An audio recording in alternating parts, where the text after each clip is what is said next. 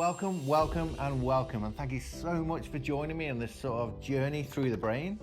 I wanted to create something truly exceptional for this neuroscience book, something to really bring neuroscience to life out of the pages and into your home. Complex topics that are a little bit difficult to explain with footnotes or diagrams can really be brought to life with these videos and animations and these brain models. That way you can really see what you're reading about and put that knowledge into context. So what can you expect? Well, one, interactive learning.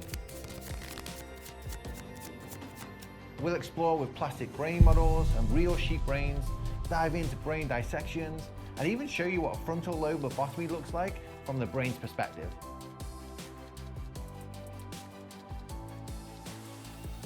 And two, fun animations.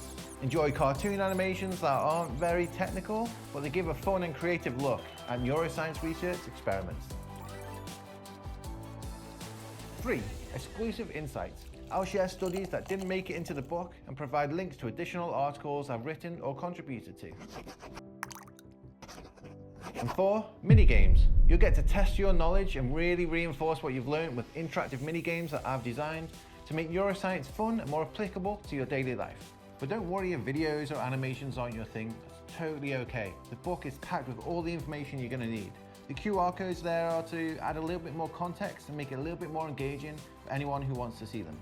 These codes are not just designed to help explain neuroscience, but also to let you see how awesome the brain is, and to be honest, sometimes how a little strange it can be. But that's also what makes it so fascinating to learn about.